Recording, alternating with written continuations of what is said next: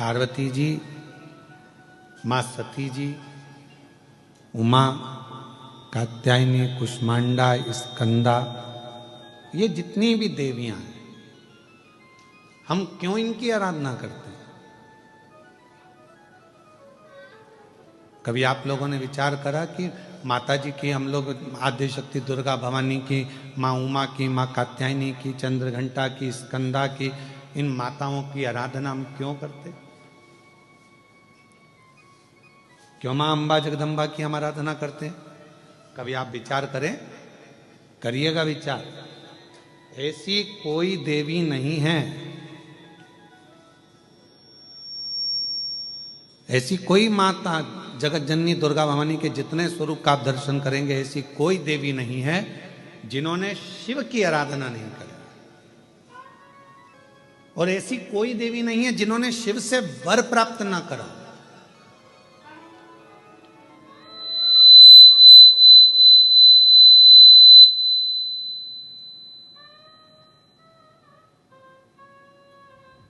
और सबसे बड़ा वर एक ही लिया माता रानी ने, जगत जननी दुर्गा भवानी ने, जगदम्बा ने, भगवान देवादिदेव महादेव से जो वर मांगा, जो वर की कामना करी, तो उन्होंने एक वर सबसे प्रबल मांगा। उन्होंने कहा, हे भोलेनाथ वर दीजिए, जब आद्य शक्ति इस देवी की मूर्ति की कोई दर्शन करे, उस पर शिव की कृपा आद्य शक्ति के साथ सदा बनी रहे, ये वर दीजिए। मतलब फिर वही विद्येश्वर संहिता का संवाद आ गया।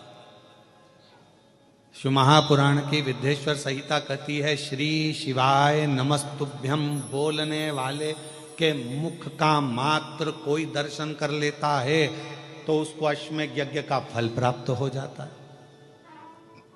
समझना जरा कथा को बहुत सावधानी से। श्री शिवाय नमस्तुभ्यम का कोई मंत्र जाप कर ले और उसके मुख का मात्र दर्शन कर लो, तो हमारे जीवन के सारे संचित पाप जितने भी हैं वो नष्ट हो जाते हैं। तो देखा जाए तो जैसे शंकर भगवान ने आद्य शक्ति दुर्गा भवानी को वर दिया कि तुम्हारे मूर्ति का दर्शन जो करेगा, हे दुर्गा, हे आद्य शक्ति, हे जगदम्बा, हे चामुंडा, हे कात्यायनी, हे गौरा, हे स्कंदा, हे मां चंद्रघंटा, हे चिंतपूर्णी, हे मनसा, हे कांगड़ा, हे ज्वाला, हे वैष्णव, हे मैयर, जिन जो तुम्हारे इस स्वरूप का दर्शन करेगा, जो मांगेगा वो फल उसको प्राप्त होगा, मनवांचित फल उसको प्राप्ति हो, शिव की कृपा होगी। तो वही की वही बात तो यहाँ शिव महापुराण की विद्येश्वर संहिता में लिख दिया। विद्येश्वर संहिता में लिखा कि श्री शिवाय नमस्तुभ्यम का जाप करने वाले, श्री शिवाय नमस्तुभ्यम के मंत्र का उच्चारण करने वाले, श्री शिवाय नमस्तुभ्यम को बोलने वाले के मात्र मुख का दर्शन कर लीजिए। अगर मुख का दर्शन कर लिया तो हमारे जीवन के जितने संचित पाप हैं वो सब नष्ट हो जाते हैं और अश्वमेध यज्ञ का पुण्य फल हमें प्राप्त हो जाता है। अब कुछ नहीं कर सकते तो इतना तो कर सकते हैं कि अपन जो श्री शिवाय नमस्तुभ्यम बोले उसको देख ही लें, बहुत है।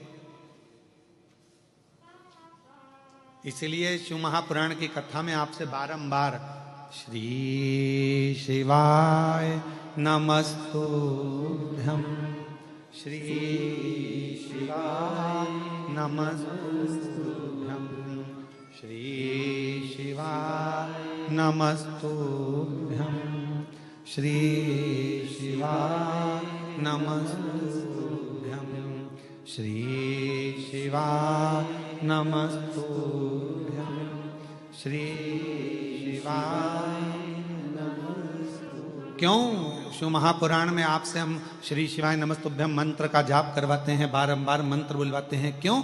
क्योंकि आप जब मंत्र का जप कर कर कहीं से भी निकल कर जाओ, घर जाओ, परिवार में जाओ, किसी रोड पर से निकल कर जाओ, किसी मार्ग पर से निकल कर जाओ और आपके चेहरे का भी यदि कोई दर्शन कर ले और वो कोई अच्छे कार्य के लिए जा रहा हो तो आपके चेहरे का दर्शन करके उसका कार्य सफल हो जाए। ये श्री शिवाय नमस्तुभ्यम के मूल सार,